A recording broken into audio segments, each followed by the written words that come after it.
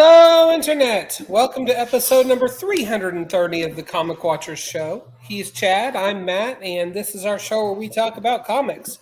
With us this week, returning, is the one, the only, Lewis Southard, talking to us about his latest Kickstarter, Storyborne. How are you, Lewis? He's back! It's like time number 3 or 4. That sounds about right.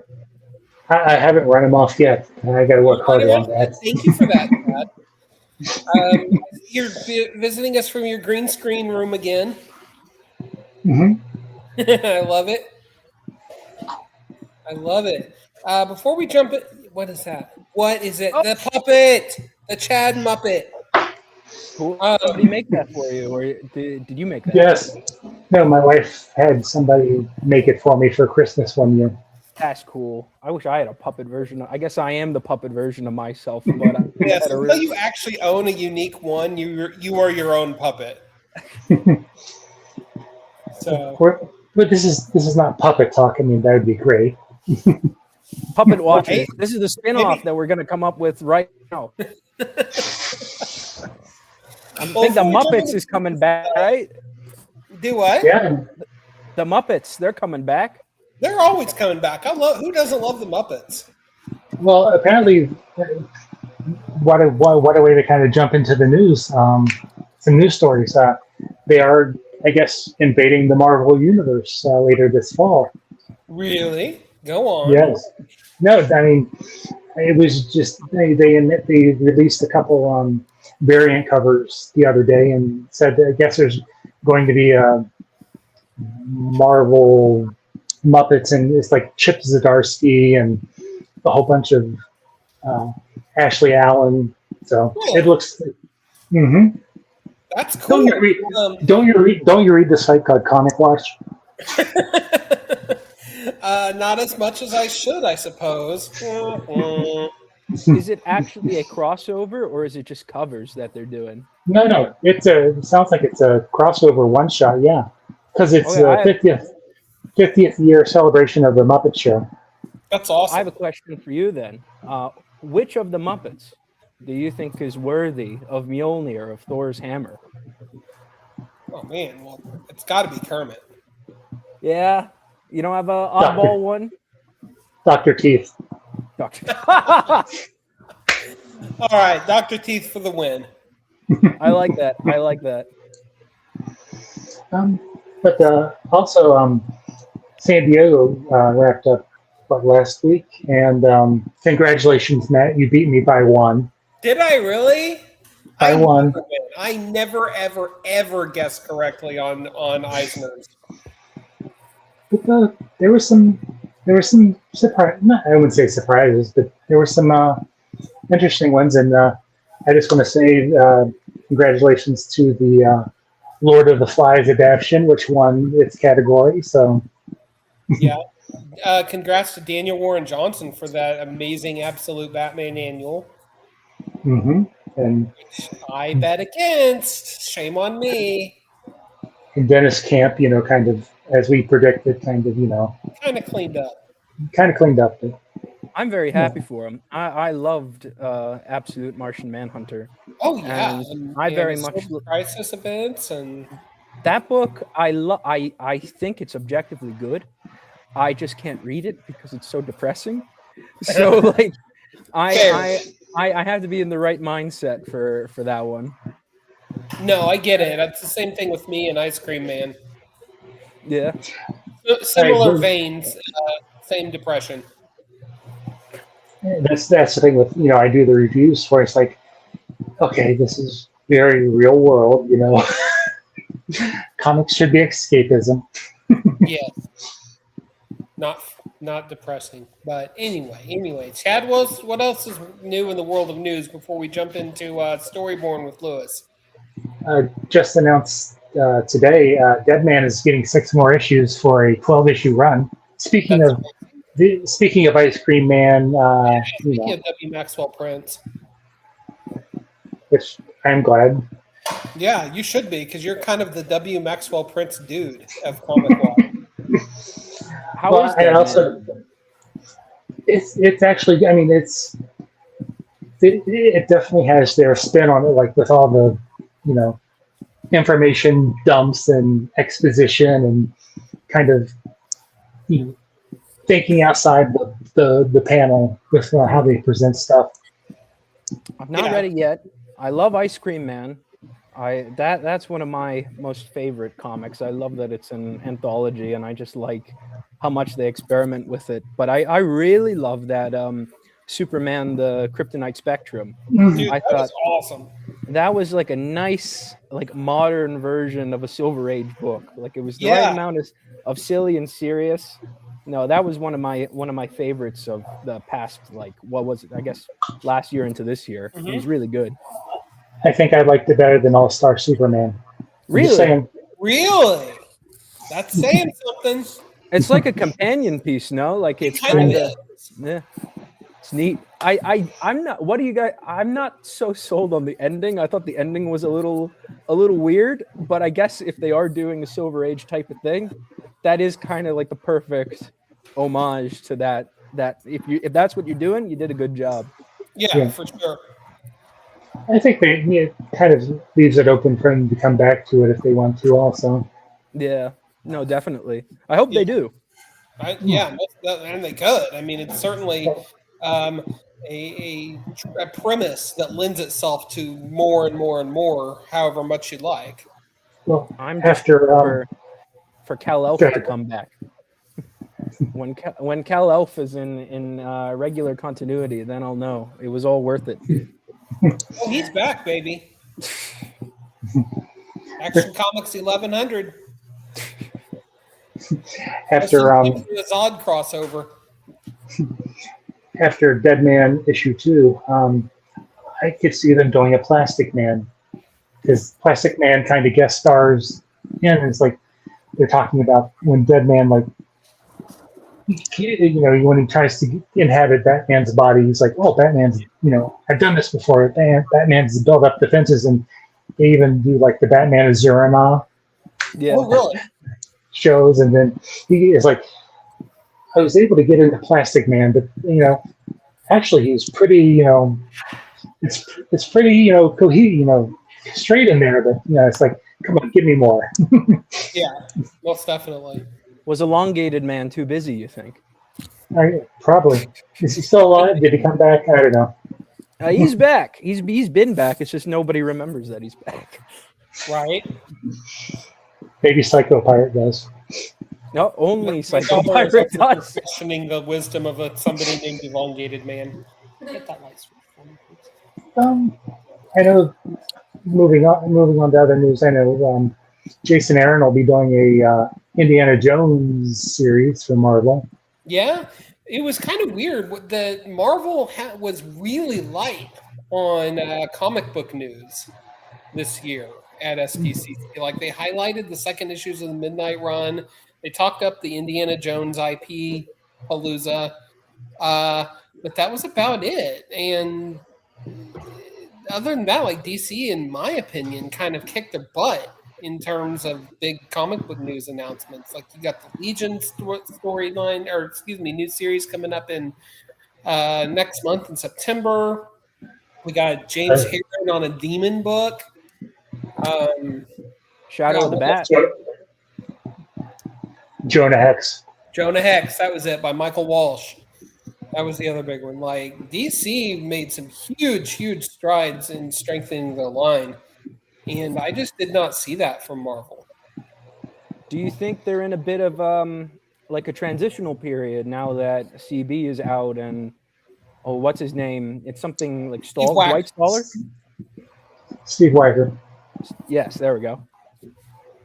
Yeah, I feel like we're about to see a transition period probably throughout 2027, if I had to guess, because, these things, I don't know, I'm telling you anything you don't already know, Lewis, but, comics are made X number of months in advance, so they already know what they're doing through December and probably into January. But 2027, I think, is when we're going to see Steve Wacker really show his prominent role there in the Marvel U. I'm really keen on seeing what his take or what his leadership style is going to end up being. I know with CB Cebulski, it was very much like international outreach, as well as like these smaller imprints. I mean, he's kind of, even before then with his he's who Ricky Purdon is now. He was like the talent scout.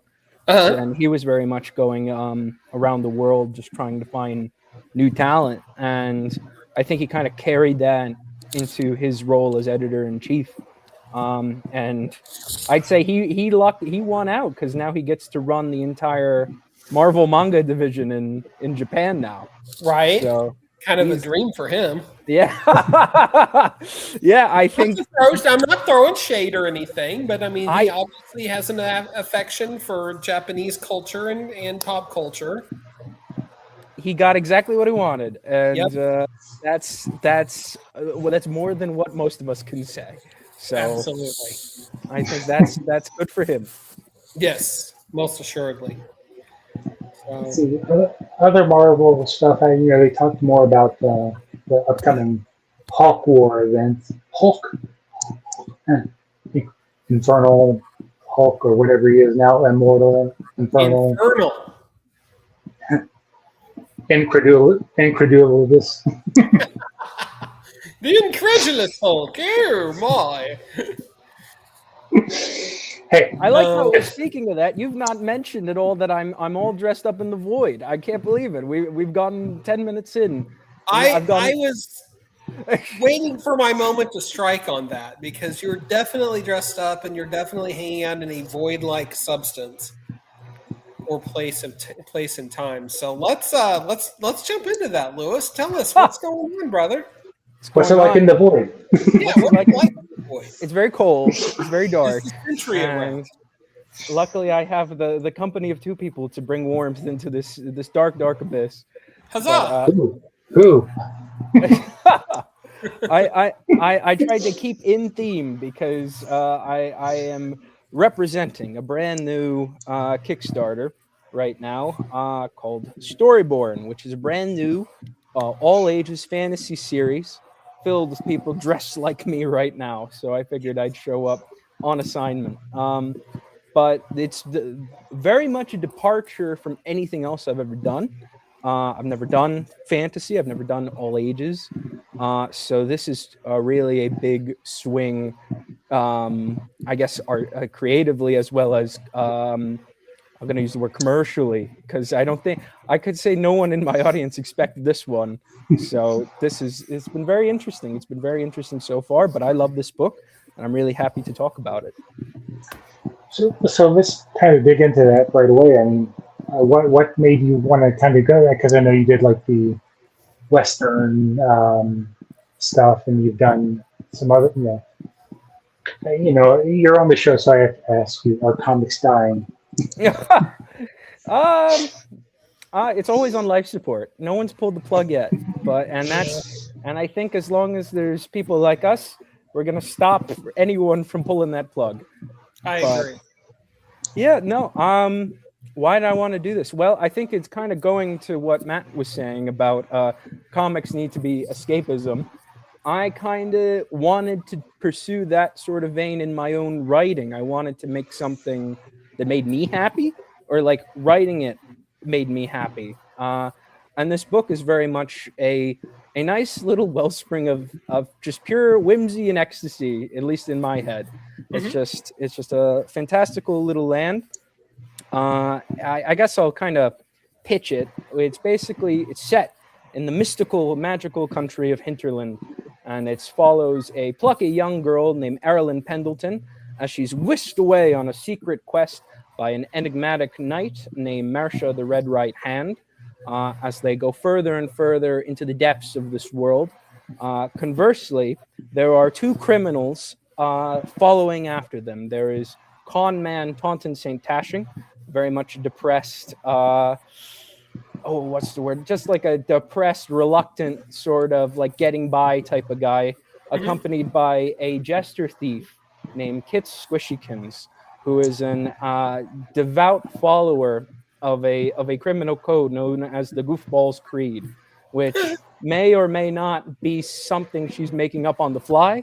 So it's these two very different duos that the way I look at it, this whole story can kind of be summed up as your actions have consequences. Sure. So this A plot that follows Marcia and Erilyn, it's somewhat very wholesome when compared to Kits and Taunton, but Kits and Taunton are only reacting to everything that Erilyn and Marcia are doing.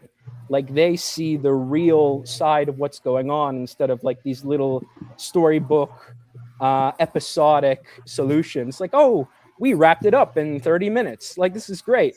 And then Kits and Taunton show up and they actually see the aftermath of what Marcia and Erilyn did in the first place and how that has affected either a group of people or one person. Then it may be good, it may be bad, and it may be bizarre as all heck. But it's kind of fun to see like these causalities between these two groups. Mm-hmm. So I had a lot of fun with that. Like the world that Storyborne takes place in is very strange, and I like mucking around with it. Like I think the colorful cast that the characters interact with really bring me a lot of joy. There's Gilgon and the Gilgon Gang, which are a group of plant knights that defend all the green of the world. There's the Plushie Village, where all the plushies are alive and can only live for 1 week. So their society adapts pretty quickly. So there's the Rublet, which is a baby giant in the Society of Giants. There's Captain Blasphemy Bones. I'd say a deadbeat whose prime is well past his day, but trying best to be evil.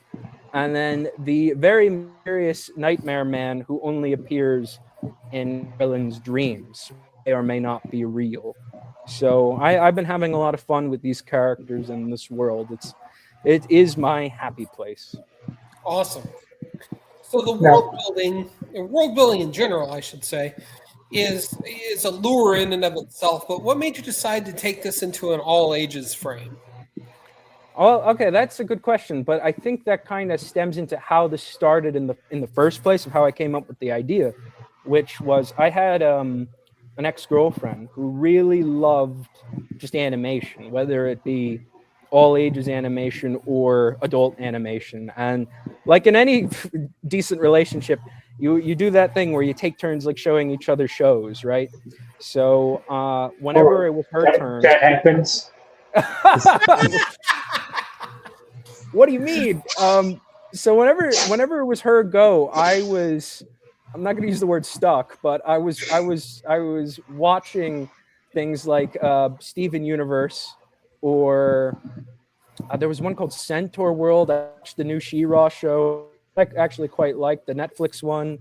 There was one called Star versus the Forces of Evil. And watching all these, I got really hung up on the formula of, there's like the main sort of chosen one, or like the hero archetype that has this gaggle of usually kid to teenage friends, and they go out and they fight evils. And my idea was, well, what happens when they grow up? Like what do they do when they grow up, and how does this world react to these grown-up child adventurers, as well as incorporating more adult nuances in relationships and developing personalities as you get older. And I think the best way to talk about Storyborne is like, this is a world after those childhood adventures. The main character is sort of a mystery, so I won't talk about that. But like Marcia, who is the main kind of adult lead that we have, is one of those sidekicks that's now old. And she has a line in the book where somebody brings up, like, what happened to all your friends? And it's like, they either died or got old. And that's kind of the philosophy of the book. And that, as well as like seeing, there is another character that pops up in volume 1, and it's their kind of angle is they've not grown up. Like they still they were the youngest of the group, and now they are an adult, but they're it's kind of like their brains all screwed up. Like, oh, everything's a game and everything's an adventure, and like everything will be all right in the end.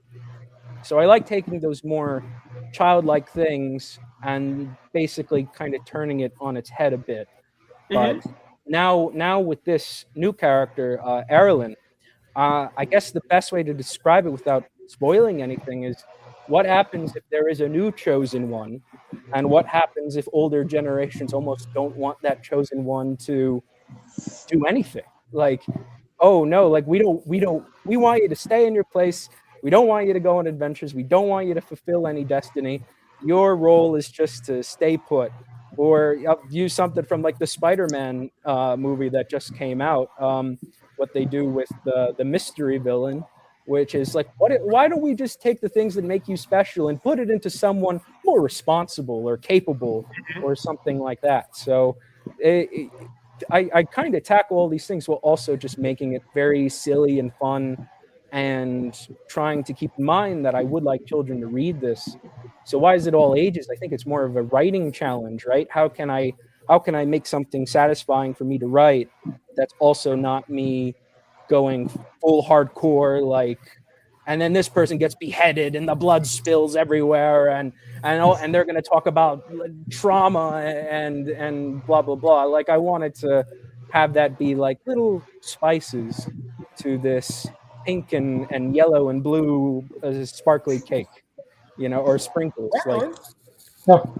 So that is going to be one of my next questions, I guess. But so how was it, maintaining that mindset of keeping it all ages and not, moving into the, let's get graphic and adult. Well, I guess the kind of trick is like, what do animations do? What do cartoons do? One of my favorite things is like Samurai Jack, where it wasn't season 5, he was able to slice and dice human beings, but in the older stuff, they got away with him killing people he always killed robots, right? And the blood was oil and stuff like that. So if they fight a bunch of plant knights, it's not going to be blood. It's going to be like chlorophyll or whatever it is they ooze out. Stuff like little tricks like Curse that. you, chlorophyll. Yeah, so it was like stuff kind of reorganizing what I would normally do. I kind of talked about this when we were speaking about Laugh Riot, I think the last time I was here. But one of the things, and that's a very adult book. That's like the complete tonal opposite of this. But I think for me to keep myself interested is to create writing a different way than I would normally do, because then it makes me feel like I'm actually learning, and then of course I'm actually having to think, which nobody likes to do. But I was very much like, okay, how do I not be myself for this type of thing? So like this was just a way for me to kind of go in a completely new wheelhouse. And I think the art is definitely a way to help that transition a lot easier as well. I'm going to shout out the creative team because the main artist is Puree, or Komi Merida. She is fantastic. She's one of the best artists I've ever worked with. She's very popular and she has a wholly unique style. She's from Portugal, and she's been there a while now. She's moved to Japan to become a mangaka, so she's been pursuing jobs over there. And I'm happy to say this is her first long comic in the industry, so I'm very happy about that. She previously worked over at Skybound doing one issue of Creepshow in Love, I believe. It was like a Valentine's Day special. And no, she is one, I gotta say, for the most part, she's designed all these characters, she's designed this world and really fleshed it out to be really unique and visually interesting. I had somebody today tell me it's like the memory of like the storybooks you read as a child, like kind of like brought to life as a comic. And I thought that's quite a compliment. It was a good compliment, but it was also like, oh, good, like the kind of thing we were going for is hitting. Like it is us wanting to make like a storybook or children's story adjacent or using those motifs or themes or even imagery in a comic and seeing how that can be mucked around with or played with or even perverted in certain ways. So she's great. The ever faithful, ever loving Buddy Bedoin is once again littering a project of mine, much to his chagrin. He told me, this is funny. Hey, He told me on his. he didn't have any words saying bad to say when I saw him Saturday at the farmer's market, so you're good. Oh, thank goodness. No, he's a lovely man. He's a very lovely man, a very wonderful person. I love him in and outside of comics. He's a great guy. But yeah, no, he did all this. I'm very thankful to work with him. He told me that he has 3 folders on his computer. He has one labeled DC, one labeled Indies, and then one just labeled Lewis. Because we've been working together for about a decade now, which is really crazy. We met on Reddit of all places, because have you guys ever been to r/comic book collab? I've not. Yeah, that's just like an open jobs forum. And back in the day when I didn't know nobody, I just went. I'm like, how the hell do I find comics people to work with me? Right. And then I went on to there, and I'm like, I need a letterer. And he messaged, and I've never left him alone. So no, he's really cool. He's a really great guy, and I'm thankful to have that sort of working relationship with him. And he's only been going up and up. Like he's really, I'm really proud of him and really happy for him.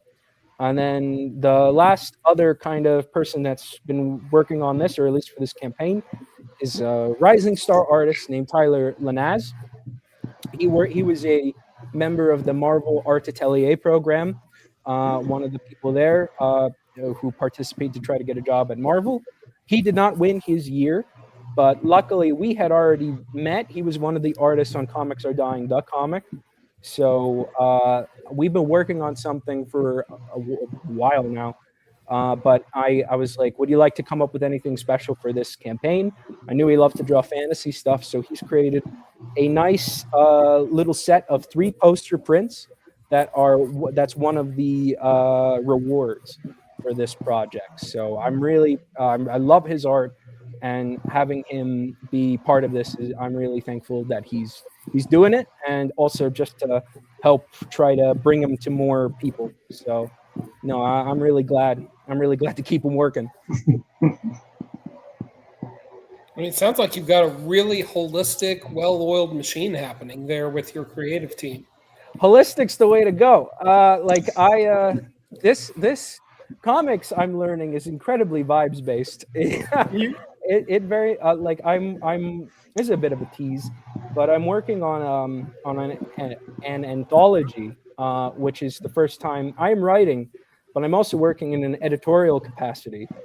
So I am working with, let me get the math right, I think of 15 writers, all of which from different rungs of the ladder, which was very much my kind of thought process with finding people to include. So speaking of the Eisners, like one of the people working on is Stephen Scott, who just won an Eisner for the George Takei biography. So he's doing one of the short stories, but then we have a guy named Tino Travolta, who's kind of like a bit of a firecracker on Kickstarter, but he's only 21. And this is his first gig outside of his own creator work. And that was kind of my approach. Like I wanted everyone from every kind of space, and not even in just comics. So I think you're right. Holistic was the way to go. Try to find people, the right people for the job that kind of makes sense. And also I'm like, you're cool. Like I think you're neat. Find your people. Yeah. That's really one of the tricks to comics. It is just finding the people that like you and you like, and you know, you never know when. It's like with Buddy, you never know when you'll meet someone that you'll be working with for years on end. And I think that's really special, to try to give people chances or to build those connections and just make some dope shit. Oh, yeah. So I have a question, and I hope it doesn't come off wrong. If it does, I'll buy you a drink at New York Comic Con if we're at the same party. I mean, but I'll do it anyway. But it seems like when you were writing, were you originally writing it to self-publish, or did you pitch it around? Because it has a very I'm gonna say Mad Cave because I know you have a history with Mad Cave. It has a very Mad Cave kind of feel to it. Yeah, with Storyborne, it's a lot. Believe it or not, there's no insult at all. Like it was a lot trickier to pitch than I originally imagined. I thought it was kind of a sure bet because, which makes me sound cocky, but like I thought, what an asshole! You can buy me a drink. Yeah. I pitched around to a lot of different editors, and the kind of like thing that I got was that they didn't quite get it, which was just very strange because I thought like, well, this is me trying to be as straightforward as possible, but I did that for a while, and like I said, Puree is a very popular artist, and I was very much thinking like, well, like her audience loves her. This is like her big shot at making a big book.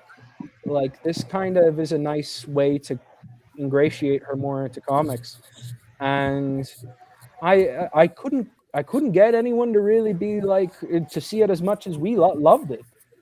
So when I was the past couple, say like the past year and a half, I've made the transition into doing Kickstarter, and I did Comics Are Dying with Zoop, and that was my first foray into crowdfunding, but that was them handling distribution and marketing.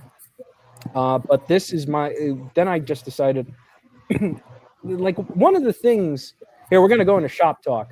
So like pitching around is a lot different than back when I was a boy. Like when I started, there were so many places to pitch to, and there was a lot of open submissions. There was a lot of places where you did have a chance to get your indie book to get picked up. And I can certainly say that it was true because it happened to me. And as time has gone on, obviously there was COVID, and then there was Diamond shutting down. And a lot of indie publishers either are gone or have kind of become a lot more, let's say restrictive with what Conservative, maybe? Yeah. That's good. With like what they're doing. With what they're doing. And I am very much grateful that I managed to break in at the time I did. But I also am kind of sad because I have people either my age or older than me or even younger being like, how do I break in? And I'm like, I don't know right now, really, because it's a whole other beast. I feel right now in this moment in time, it is a lot more. You have to meet editors or you have to properly network either in the flesh or even as going as far as doing like a cold call email. And that's very risky depending on the editor, but sure. It's also like requires you to have that sort of level of professional foresight to handle yourself in that sort of environment. I know when I definitely started out, if you dropped me into like having to like talk to an editor, I'd be either scared or nervous or make an ass out of myself because I didn't really know what I was doing. Maybe I still don't, but like it's that kind of thing of like, oh man, like you aren't even afforded the chance to fuck up right now, and that's kind of spooky. But that's what I like about Kickstarter, because despite having been published in the direct market, I can't really say how many publishers I genuinely had a beautiful, joyous time working with. A good point as to how like they fared is that a lot of them aren't even around anymore. So Kickstarter is really just granted me the freedom to be like, fuck it. Like I'm not going to wait for the green light. I got to make my own miracle. I got to make this happen. And it's been really cool in a lot of different ways because it allows me to build an audience that either likes a specific thing. Like I know on Kickstarter, there are people that just like Laugh Riot and they just want to buy, when's the next issue of Laugh Riot? So like, that's cool. But then I'll see like people that just buy the books because I made them. It's the newest Lewis book, and then they support every Kickstarter, and that is a very gratifying feeling. It's a very nice thing, and I don't have to wait for somebody to give me the permission to make the books I want to make. They're just going to happen based on how my team and I do, and that's very, very much a freeing experience. And plus, like back to the editor talk, like trying to pitch your book, it's hard to tell them about an idea. It's hard to send an email about your idea. It could sit in their inbox for months or years without them even opening it. So like that's a whole thing. But if you have to network in the flesh, which we do now, no better way to talk about your work than to just give them a book. And Kickstarter has afforded me that luxury of like, okay, I do print the copies that the backers purchase. Excuse me. But then I always buy an extra surplus of books to then sell at cons, as well as just to hand out to people to be like, hey, this is what I can do. So I think keeping that in mind, like there is no shame in just self-publishing and making that comic, and then you will have that sort of like physical thing to show someone that you can get something done, or not even that, like man. Yeah, just to show you can get it done, or just to be like, this is what I can do. So I think I just not talk. So like that I really I think is a beautiful thing. I think that's one of the best things. That's why Kickstarter seems to be like the new kind of golden age for creator owned and indie publishing, especially now that it seems to be like a big focus on IP all around. Sure. Well, with Kickstarter having done a couple crowdfunding campaigns, have you noticed any trends that are kind of different this time? I know you just launched today. Yes. Okay. I can tell you that this has not been, I'll be honest, this has not been my hottest launch. It's been nice and steady, but I kind of expected it because this is not the usual thing I make. So like and going back to like what editors said, like fantasy is in comics is surprisingly a hard sell for publishers. So that's one of the big notes I've gotten, which you think would be bizarre given that in proper prose, it is like romantasy is the hottest thing. So you think you'd want to kind of like cash in on that market, but there doesn't seem to be a direct correlation other than maybe you could say gender demographics. And even on that note, I can say from the backers that have supported this campaign so far, most of them have been female or AFAB or non-binary. Like I'm going through the list, it's been really interesting to see the people buying it. So I think for me, that's kind of really cool because it feels like I'm connecting to a different audience than who I would normally expect. So not only are you growing your audience, but you're also pushing your writing limits, and creativity in the process. Wow, two birds with one stone. Who could imagine? But I could say like with Midnight Western Theater, that had a good mixed audience because it did have like female-centric lead with more, I guess, feminine issues in the overall plot. But at the end of the day, it's also like badass cowboys killing demons and things. So that seemed to be a much more universal thing. But this is just like a very wholesome, silly, more childish thing, at least on the surface. But I would really recommend people to, don't judge a book by its cover. Like if you like any of my other work, if you like the kind of like character dynamics or the storytelling, like it's all there. So I would say give it a chance, and you would actually be surprised with what we get into. I definitely think the criminal B plot would appeal to people in that sort of, you want, like, because that is like the darker side of the story. So I think if you want something with a bit more edge, it's in there too. Even in the A plot, there's some edgier things that you can do in all ages. So I would say judge this book by its cover because it's a pretty kick-ass cover. So. it is very beautiful. That the cover is an actual oil painting or watercolor painting that Puree did. Like, and I'm very thankful because she sent the painting to me after she was done. So that hangs up. That hangs up in my room, and I love it. I love it. I think I love those designs, and that's all Puree. Like this whole world brought to life is all her. So I'm very thankful for her to have agreed to join this crazy book with me. So, what are you time to get into the nitty gritty of the campaign? What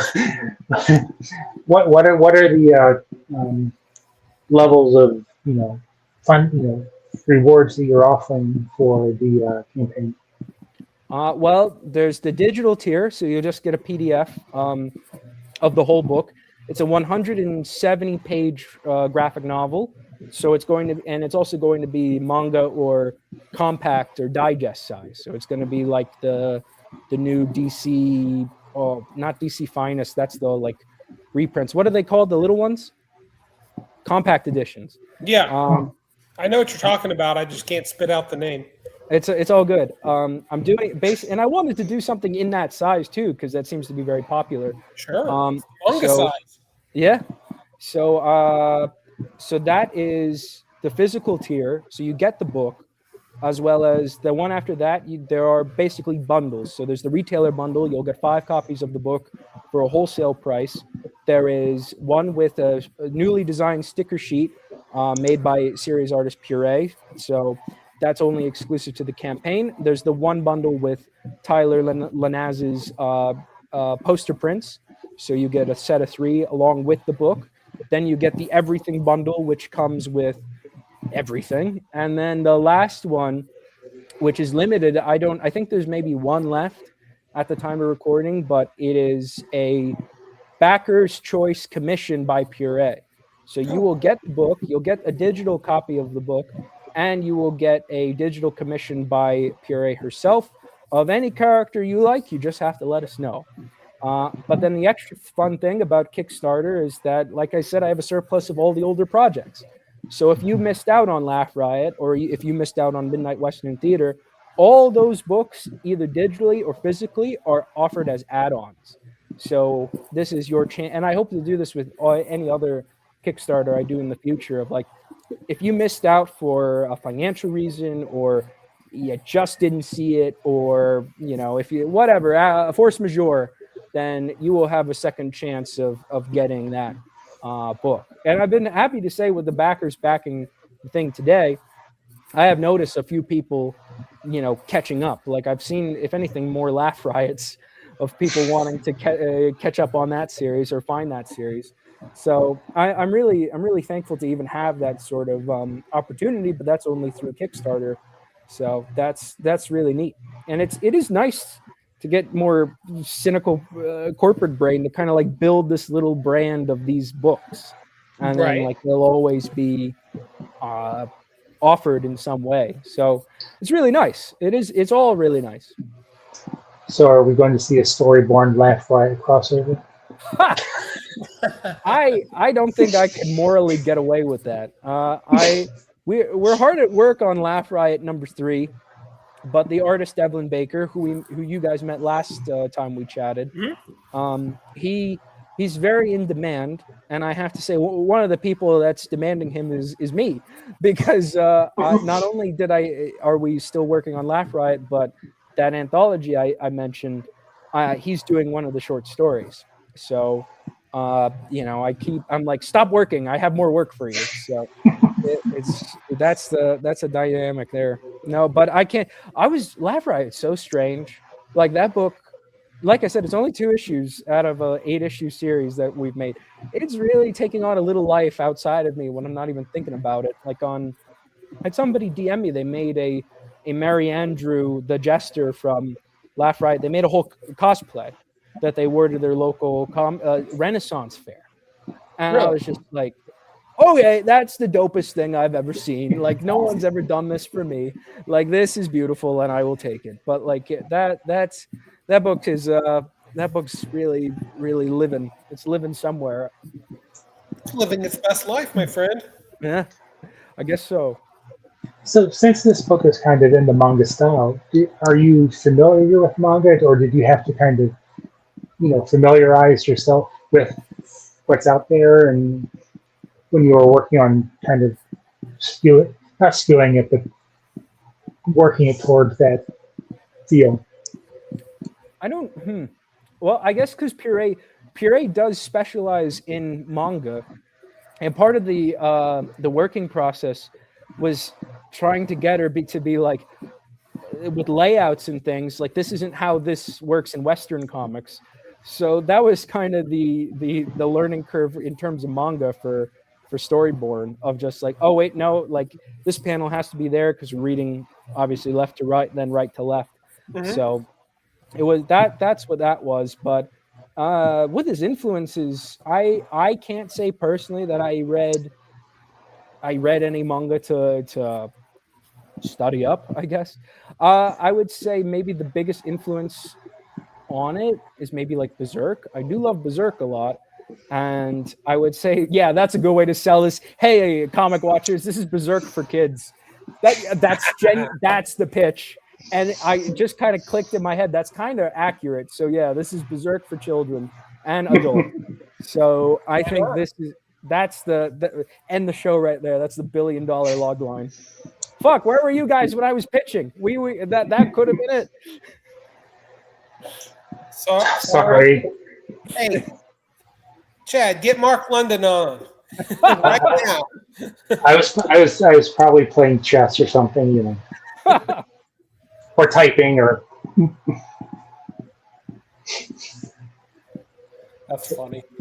So we've talked a lot about Storyborne, and how it's been a challenge for you in terms of stretching your creative juices and or creative muscles, I should say. How is the experience of writing this book compared to some of your other ones in terms of just like those creative muscles, right? Like which ones am I flexing, or like? Yeah, because it's a different set because it's all ages. So I'm just curious if you had to change your work habits or your work technique or writing techniques, that sort of thing. Oh, that's a good question. I can't say no. I didn't want to approach this in any other. I wanted it to be a Lewis book, just in like a different font, and I think that's the best way. But what is a Lewis book? I would say my tropes of like very not dialogue heavy, but like very realistic dialogue, or at least like the characters speak distinctly from one another.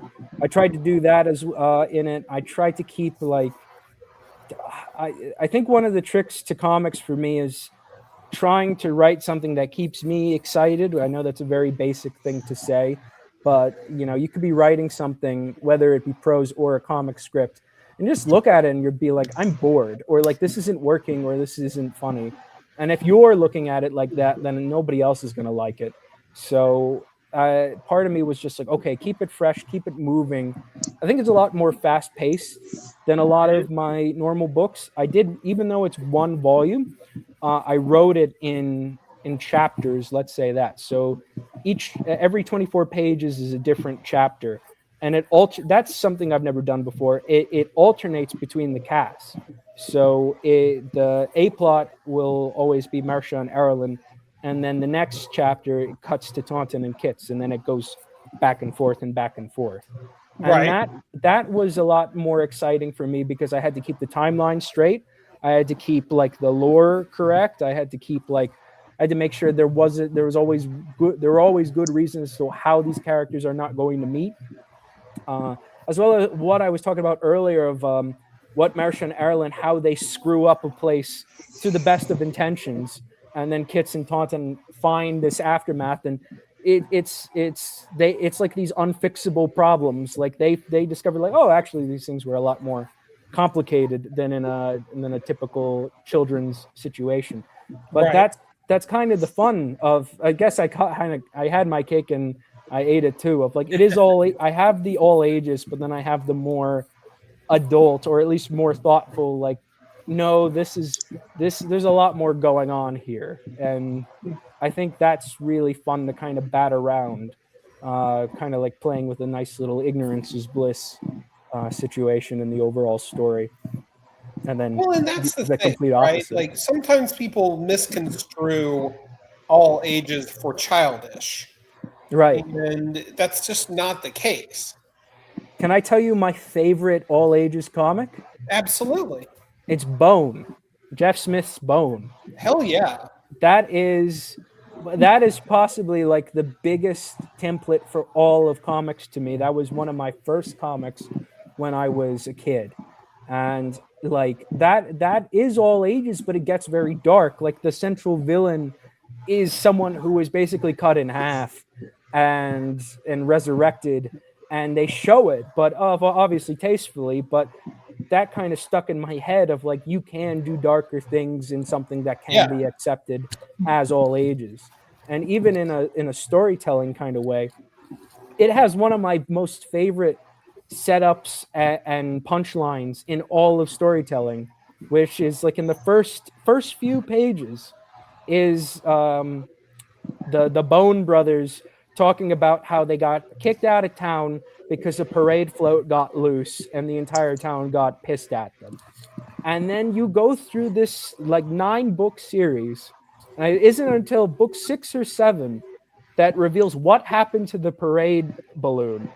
And it's one of the biggest, like most, like for me, one of the most excellent reveals in all of comics, because it's like a fuck you, but it's also like, that makes perfect sense. And it's I don't want to spoil it for anyone who's never read it, this like 30-year-old book series, but I that has always stuck in my head since I was a kid. Like, but it also taught me like paying attention to your books or your stories matters, like as a reader, like you like, because you never know what will pop up and be important. And I think that's the type of like, those are the types of readers or type of experiences I want to see. I want to see people be like, oh, that thing mattered. But not to get too bogged down in lore, but which I hate. I don't like too much lore and things, but I like it when your stories are definitely more thoughtful in its execution. Yeah. Where there is a point to everything, even some of the stupider bits. I feel like that kind of negates my next question, but are there any other stories, that you would, depending on how it goes and how it is received, that you would like to tell in this, universe that you've created for Storyborne? If I had my druthers, if I had my way, I would. I definitely can see this as no, it's not. I can. It's the way it could run. It's definitely like 4 or 5 books. Like we have that kind of planned out, and That's awesome. it would be a dream to, because I know the beginning, middle, and end all the way, and that would be really nice to do. But it's always dependent on people. It's always dependent on how it's received and the interest. And I'm no stranger to letting the things I love die in comics. Like I really don't. It's, I think that's one of the biggest learning curves for anyone breaking in. Of like, what's the phrase? Kill your darlings. Like, yeah. But I still think you have to try. You have to, if you love something and you put it out and it didn't work, then hey, that's life. But at least you did it, and that's you made that flipping thing, and I think that's always cool. Best to actually have the thing than to not have it at all. No such thing as a definite maybe in my life. So, have you started looking beyond Storyborne yet as to your next project? Well, I've been alluding to it a little bit. I have this anthology. I can spoil what it is because we've been we put open calls. So I am working. This will be the next Kickstarter after Storyborne. And this one, based on like the 2 posts that I put out, the usual Lewis audience, they'll gobble it up. Like this is, it is a superhero satire anthology. Called Ocean Man Adventures #1.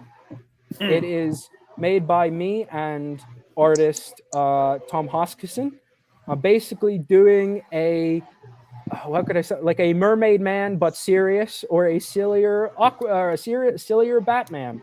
And we have 15 writers and 13 no wait 14 yeah 13 or 15 writers, 14 artists doing a collection of short stories that go through the different eras of Ocean Man and his faithful wet wonder sidekick Mollusk through their eras. So you will start with Golden Age Ocean Man, and then wrap up with Crab Salute Ocean Man. So we are having a lot of fun. That's been I've not done an anthology since Comics Are Dying. So I decided back like 2 months ago that it was time that I needed to get out of my comfort zone and do an anthology again. But I had mentioned this is my first time editing as well as writing. So I've curated all the writers. I've been monitoring their scripts, and we have everyone from professionals in comics and video games, and and even like what's the word, like influencers, like a proper just popular person, like all as well as a couple up and coming talents. Like I wanted to make an anthology, a comics anthology that wanted to be like everything I'd want to see in comics, which isn't just like it isn't just like we're gonna hire the most popular people. Like I want everyone from every rung of the ladder, either in writing and art. And I'm thankful these days that I am in a position that if I do put out a call, I will get a good batch of people. And this was a good kind of representation of that, as well as maintaining what I did with Comics Are Dying, of highlighting diversity in comics across race and gender orientation, as well as sexuality. Like I wanted to make sure that this is another love letter to the different kinds of people that make comics currently. So doing all that, and it might be the stupidest book ever. Like it's the most funny, silly, ridiculous thing any of us have ever made, but everyone is just having a blast, which is very nice. It's just kind of nice to make something where everyone's like, I'm having a really nice time. And that's very fulfilling. And Tom Hoskisson, who is the main artist, he's a killer. That guy is so good. He came up with most, if not all, the design work for Ocean Man and Mollusk and their rogues gallery, like the Swimmer and Diving Bella and Right Whale and Squidler. So like we've been having a lot of fun with that. So that one you'll see a lot sooner than later. All right, note to self: have Lewis back on the show. We can do it. Well, if we do it for that one, I'd love to bring on a lot of the people that are working on it. Oh, that would be awesome. I love a good round table. I think that would be very interesting, just to hear everybody, because everybody has a different take on it. Like I said, everyone had a different era of story. So that would be very, very unique. Well, okay. I'm looking forward to it already. So, Lewis, we're coming up on our hour. So, how about one last pitch for Storyborne, and then where we can find it on Kickstarter, or where we can find you on social media. So, Storyborne, it's Berserk for kids. It's that's the best way to sum it up. And where can you find it's currently on Kickstarter right now. We're right about the halfway point. It's only day one, so we still got a whole month ahead of us. I love this book. It's my happy place, and I really hope it'll become other people's as well. And where you can find me, my name's Lewis Southard. If you Google my name, I'll pop up. I'm on every website under my own name, so you will find me, and you will find the greatest comic in all of Hinterland. Huzzah! And you'll also find it. Now you'll find it on Sundays on Comic Watch when we post our Kickstarter campaign interviews. Hell yeah! Thank you so much. Okay, that's it for us this episode. Chad, who do we have next episode? Well, if I can get to it, I had a interview I conducted with one of the creative teams from John Carpenter's Storm King Wow. comics that I might play Thursday night, but next Tuesday we are back with Kat Calamia and Phil Falco to talk to them. I think they have their first crossover coming up. I should have checked it out and made sure I'm saying this. I'm pretty sure that's the and you can check out the other crowdfunding campaigns that we've covered.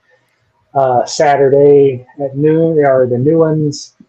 1:00 we run updates on the previous ones, and then Sunday we run interviews. Love it. That's right. Your one-stop shop for all things crowdfunding. Check us out at comic-watch.com. One last thing. Oh, yes. Another crowdfunder that people need to check out, our own contributor, Mike Spring, has a new prose work where he talks about some 90s movies like he did his 80s movies. So check that out. Cult Classics, yeah. Is the watchword. I don't know. And I'll be talking to him next week. So Sweet. I love it. I love it. Mike Spring is an awesome writer. You should definitely check him out on Kickstarter as well. The book from the man, the myth, the legend, Lewis Southard, and others is Storyborne. You can fund it now on Kickstarter, which I wish. Kickstarter for kids. Thank you, Lewis, for hanging out with us this evening, and Thanks, thank you guys. all for listening. We will be back with more fun and games, and until next time, get out there and do some good in the world, because goodness knows we need it. Thank you for listening, and be good.